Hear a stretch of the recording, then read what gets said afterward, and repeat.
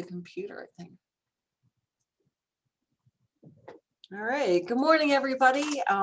This is Morning at Mac, and I'm Kathy Hennessy, the Executive Director here at the Monroe Arts Center.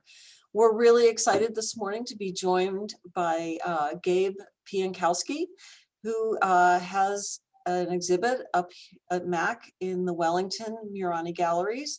So we're excited that you could join us, Gabe, and thank you for taking the time out of, I'm sure it was a busy day. Yeah, no problem. Thanks for having me. It's a beautiful exhibition space. I'm happy to be there. Thank you. So just to set the stage for everybody, you are right now, we're seeing your studio space? Correct. And I was fortunate enough to get a Pollock Krasner grant a few years back, which allowed me to convert basically my garage into my studio. So I'm out here with full heat. I'm not struggling for warmth. And it's been a beautiful space over the last few years to be able to create. Nice. Well, it's good that you have heat because I understand it's going to get even colder this weekend. So if you're going to work, we're glad you're warmed up. So I want to just sort of go through your journey if we can and talk about your interest in art as a child, your education, and then the process, because the art that you have here at Mac just has such a great process behind it that I really want to share that with everybody. But let's just go back a little bit. Were you always an artistic were you an artistic child? I think I was. I always like to say that my oldest brother influenced me. He probably doesn't even know that. But the instances where I would sit down as a kid, I would watch him draw, actually. The one drawing that he made that really influenced me the most was just of a cube. You know, you kind of learn how to draw a cube 3D when you're younger. But he actually drew it as an ice cube that was starting to melt. I think later on in life, I started seeing those dolly images of the melting clock and things, and had lots of flashbacks to that moment. So I actually think I'm one of the least artistic in my family. My brother and my dad can just pick up any instrument and play music. My other brother, who doesn't necessarily pursue arts, is a fantastic artist all the time. Whenever he wants to pick up drawing or anything. And I've sort of worked at it through the years, I think. I definitely have a creative streak in me, but really my passion was to be an art teacher originally. I had many of my best influences as kids were my art teachers, from middle school all the way through high school. And so it was basically at that point, I kind of coupled that with my mother's family being a teacher's family, basically. Decided to go into art education at Bethany College in Lindsborg, Kansas, where I'm from, Kansas. And it wasn't until I studied abroad in Florence, Italy, that I actually really decided, like, yeah, I'm going to pursue my art seriously. And it's hard to explain what happened, but basically just seeing everything around me. Literally, that whole city is just brimming with history. And I just saw how basically wonderful, like having art around me absolutely all the time made my life. So really came back after that and got really focused. I finished my art education degree at Bethany College with the emphasis in painting, and took a year off and did some painting and came to UW-Madison for grad school. And really started honing from my sophomore year of undergrad until now on basically focusing on my work and the questions that I wanted to answer through it. Very cool. So that's how you came to be in Wisconsin then, is through your education? Yep, school. I'm not sure I would have picked this cold weather, but it worked out. It was a fantastic experience, and I met my wife while I was in grad school. She's a zookeeper here I in was Madison. just gonna say, let's talk about your wife for a second. Yeah. Because she did the greatest job ever. Everybody would rather talk about that, which I'm okay with because it is a really cool job. She is one of the lead keepers. She would be mad at me for talking about her on this, but she's one of the lead keepers at the Henry Vilas Zoo, and she mainly works right now with the big cats and is in charge of them. So she's got lots of duty at the zoo, high stress level work, but she does a great job. Very and we cool. also have a 7-year-old daughter, Olivia, who also has a piece in this exhibition. She does. So that's something to come by to see for sure, Yeah. even if So you're not interested in what I'm doing. first of all, Olivia has like the coolest parents ever. Like, I want to be Olivia, like to take you guys to show and tell at school. Like, that would be. But yes, we do have a piece of Olivia's work here, which I think that is reason, like your art is spectacular, but Olivia's piece is people should see it. It's very cool. And that came just from you came out to visit us and look at the space. And I'm not sure, was Olivia with you then? Yeah, she was with me. That Yeah. was probably a year ago or a little more. Yeah. And She she was got in. promised if she got to work, she would be included. And so Yeah. she did. Yeah. So that was, I have to say, that was our gallery director, Sarah. Yes. Was quite taken with Olivia and promised her to put up one of her pieces, and it's lovely. And I have to say that Olivia also wrote an artist statement to accompany her work, which was pretty fun. She sure did. Yeah. I'm teaching her early, and those artist statements are some of the hardest things to write. So I'm getting her on it. They are, but you know what? I just I say this to a lot of our artists. It's really important, the artist statement, to connect with the public and to just give some insight into process and your thought process with your art. So yeah, I'm a big fan of not only starting them early, but for artists to understand the importance of those artist statements. But okay, so let's talk about the work that you have at MAC a little bit. Gosh, there's one, I don't know if we can get a picture of it, but there's one piece I'm so in love with. It just moves with the wind. So can you sort of talk about your process and how that all came to be? And it's quite intriguing, actually. I'll do my best. It gets a little complicated. So when I told you I started focusing on my own work a little more in undergrad, sort of the things that I was painting, it's not important really what I was painting at the time, but mainly the question came from painting windows that I had saw in Florence. These beautiful windows that were kind of falling apart and not quite square in these old historic buildings, with the paint sort of chipping off them and things. I was also going around doing photographs of old barns in Kansas that were falling down and kind of the screens on the windows that were kind of torn out, kind of abandoned places. There was something really beautiful about that. Through that work, basically, I kind of discovered that part of what I was seeing and questioning was this idea of the void. Mm-hmm. Kind of like a window is like it's something that's between here, inside and outside. There you go. That's what I'm trying to say.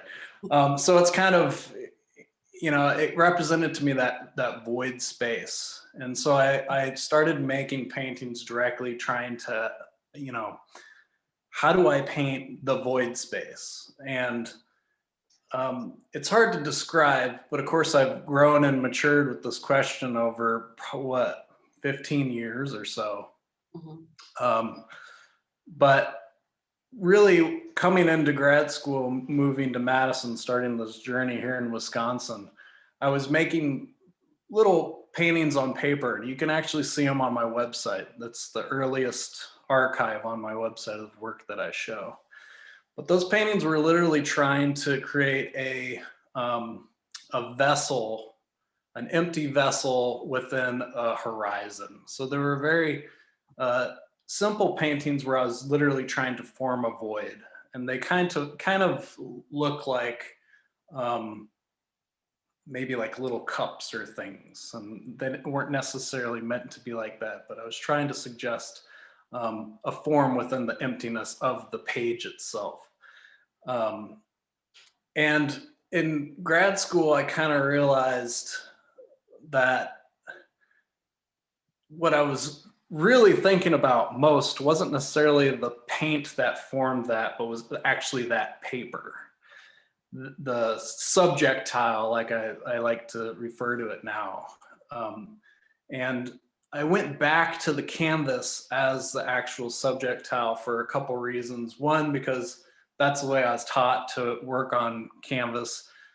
Working on the paper just allowed me to do these paintings really fast. They're pretty small. But the question always been canvas. I had even been staining in undergrad where the paint was going through the canvas, and I was capturing the paint on paper underneath the canvas and trying to like reconcile this passage of this paint and things.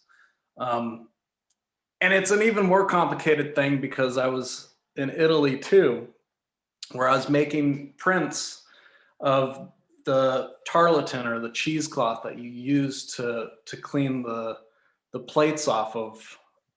I was doing etching at the time, and I'm not a master printmaker, so I probably use that cloth for other things. But literally, I got fascinated with taking the cheesecloth apart, and so that was the thing I went into grad school doing. Was I wanted to make these prints, and it hit me while I was doing different things in my studio that I could translate these prints to the canvas, and that cloth has a literal translation back to allow me to start painting again. Because at the time I just stopped painting.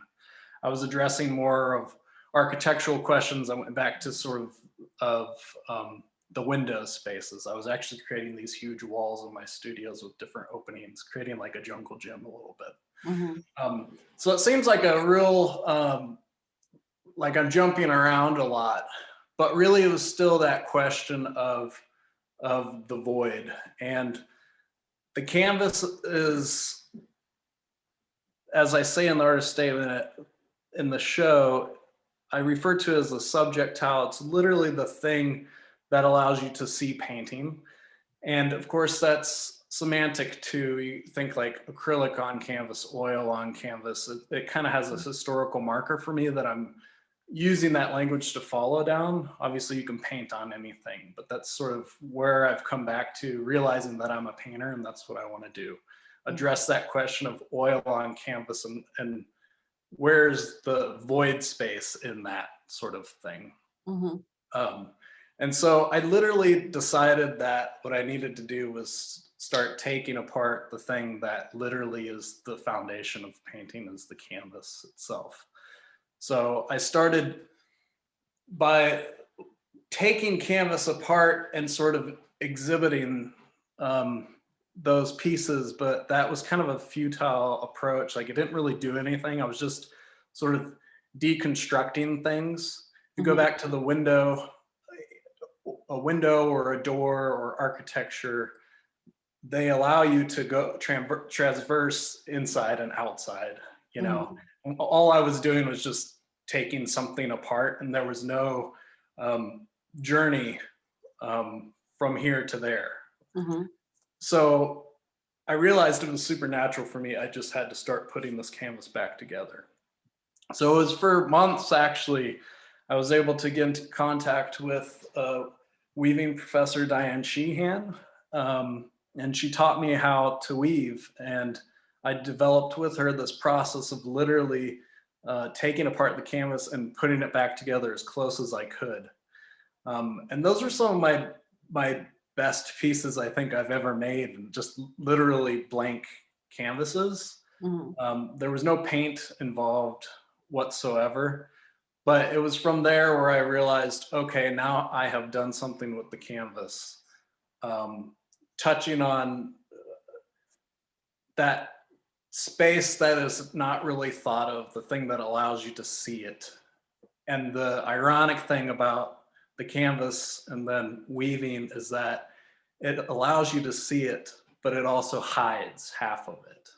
And so embedded within it naturally was that play that I was talking about with the architecture here and there.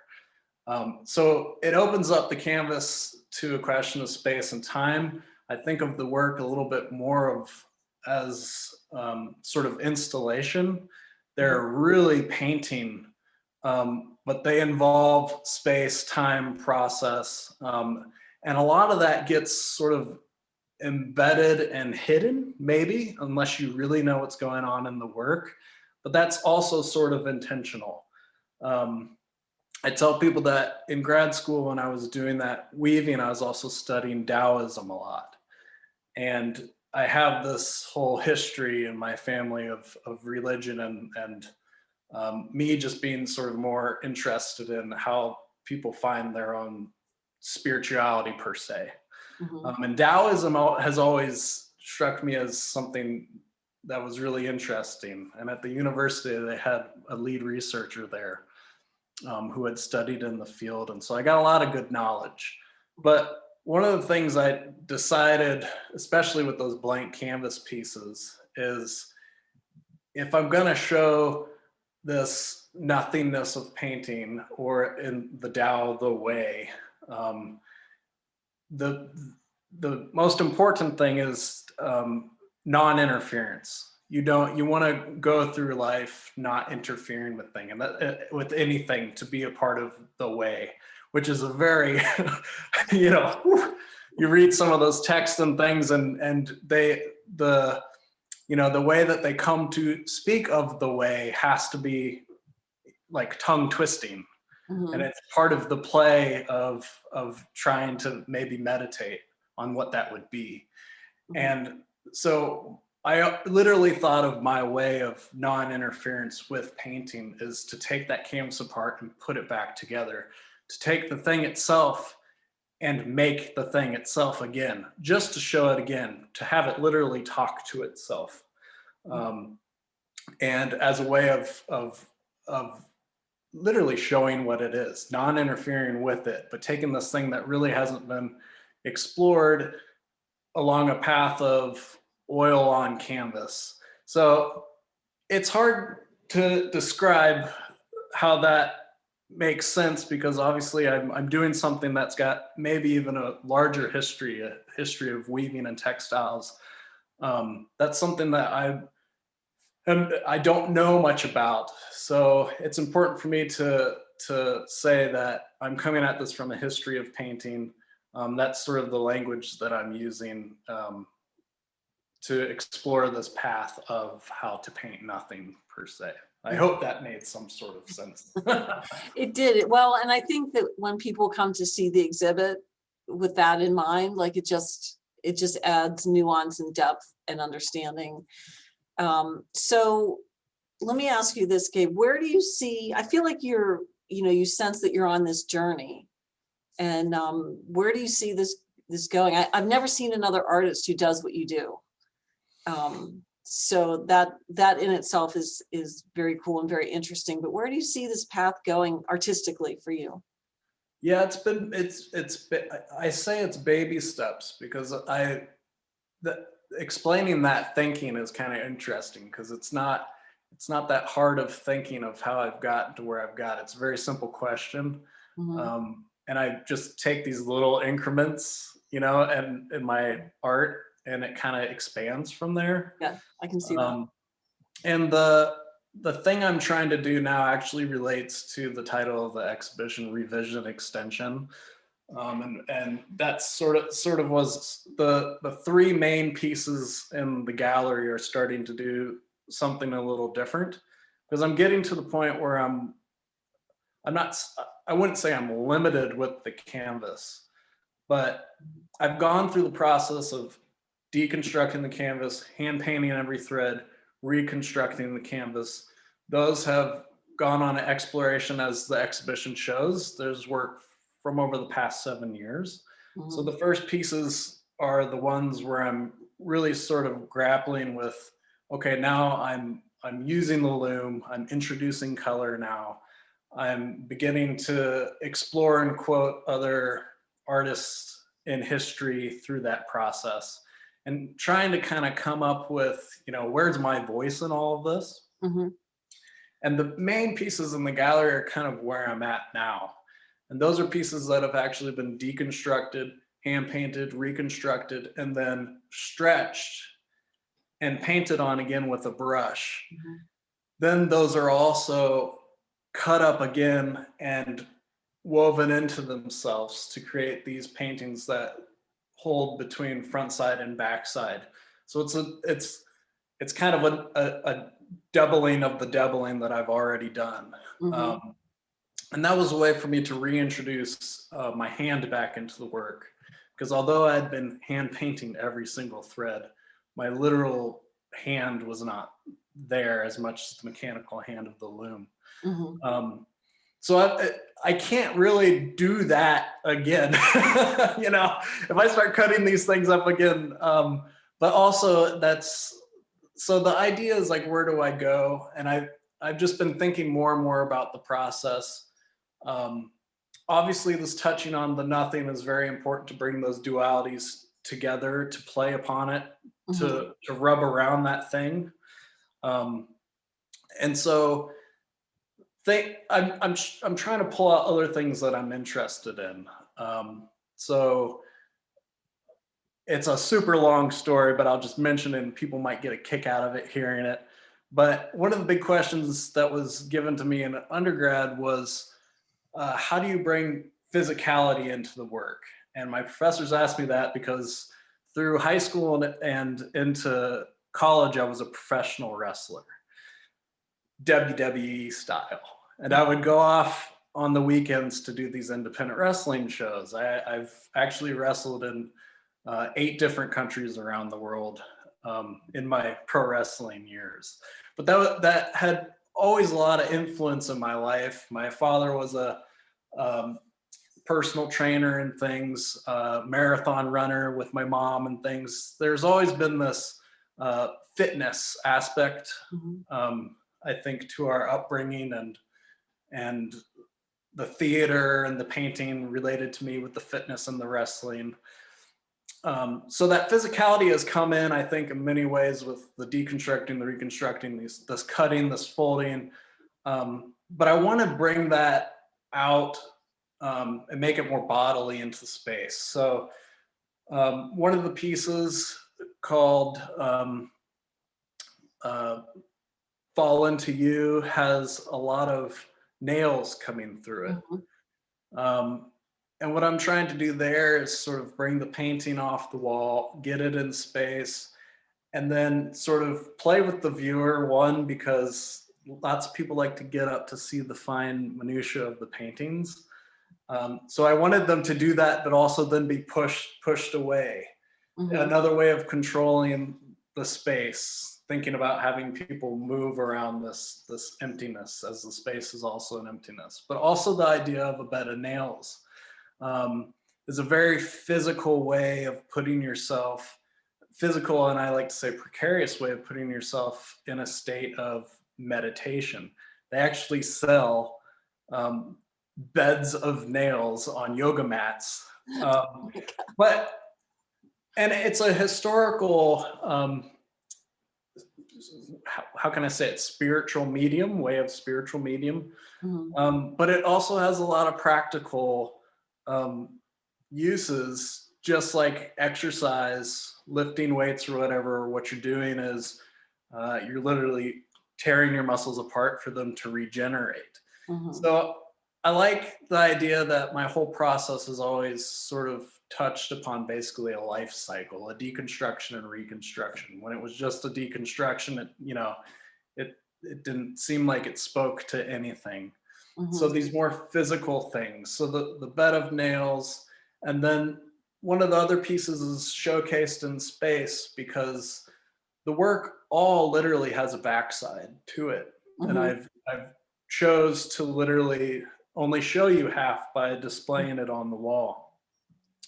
I liked the idea of allowing somebody to circle the piece, to question what is the front and back. Does it have a front and back? Mm-hmm. And then the last piece, the newest piece that I've just recently finished, is sort of a play on the folding that happens in the work, and also another play on front side, back side, infinity, all of these ideas I've been talking about. And the piece is actually flanked by 2 mirrors that allow you to see it extend into infinity, which isn't really infinity. It's kind of an interesting experience. And it's fun to see how the light just sort of dims as the mirror repeats itself over and over and over again. So that's kind of where it's taking me. I've also, in my last exhibition, made some sculptural pieces that were brought into space, that are more trying to pull out, like I said, this sort of, what I'm saying is this void of physicality, the life, the generation of life that is natural in our bodies, of a process of decomposing and then regaining strength, and decomposing and regaining strength. Yeah, and a lot of the pieces too, if you go to the exhibit, I think you'll notice have figures in them. There's lots of flora and fauna and things that are embedded in there that I think if you look hard enough, you can see.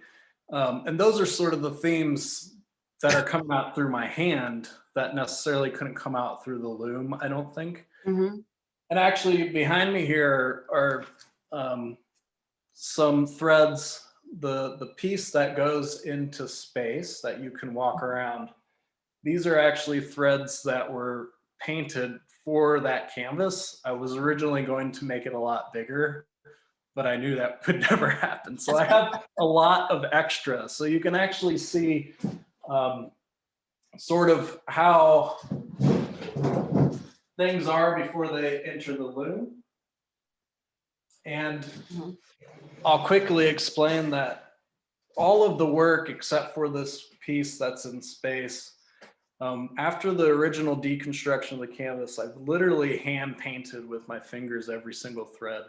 So some of the paintings you can get real close and you can see that every thread next to each other is a different color. And there are thousands of threads, or there's about 1,750 threads just in one direction in a canvas that I take apart. But with this is the first canvas that I've taken apart, and I literally stretched it and then painted on it with a brush. So you'll be able to see in the exhibition how that's giving a different depth and effect to the actual threads themselves. Although they go through the same process, they're just painted very differently. So thought I'd highlight that there. And real quickly, because I can kind of show, this is the loom that I am working with, if anybody out there is interested. It's a Macumber 48-inch hand loom, and I can get up to like 8 heddles on there. That's kind of what they're called. I would love to talk to people about weaving, but I'm, like I said, I've only sort of learned how to use this to do my process. I've actually never loaded it properly to make a proper weaving in my life. So it's a big tool used for one thing that one day I hope I have time to explore with more. So yeah, absolutely. Maybe Olivia will show you how to do that. She'll get to it way before me, I'm sure. I'm sure. So yeah. Well, your process is just fascinating. I'm just love listening to you talk. There's so much passion in your voice, and it just really comes through in your art. Is there anything that we haven't talked about that that you'd like to mention, or? No, go see the show. Yeah. I'm extremely excited. Yeah, it feels like walking into home there. All you are so nice. Oh, you're very sweet. And the space is so beautiful. So more artists, if they're listening to this, need to go check it out for sure. It's a little hidden gem. Thank you so much. And the town is pretty cool. I've been there a few times now, and I told Yeah. my wife we might have to move closer to Monroe. Well, you are welcome to move here anytime. It is becoming sort of an enclave for artists here. So all artists are welcome, and I appreciate your kind words. Just so people know, your exhibit will be in the Wellington Murani Galleries through April 9th. So there's plenty of time to come visit us. We are open by appointment. So give us a call and schedule a time to come see Gabe's work. It's well worth it. The thing that I find interesting is whenever I walk through the gallery, I see something different. And that's one of the things I really love about your exhibit is even, it's worth coming to see more than once because it's just different every time. So I do have we have a note saying, stand back from the bed of nails. Be careful of the glass. Yeah. So so thank you so much for joining us today. And I look forward to our community coming to visit and see your work. And hopefully we'll see you out here again soon.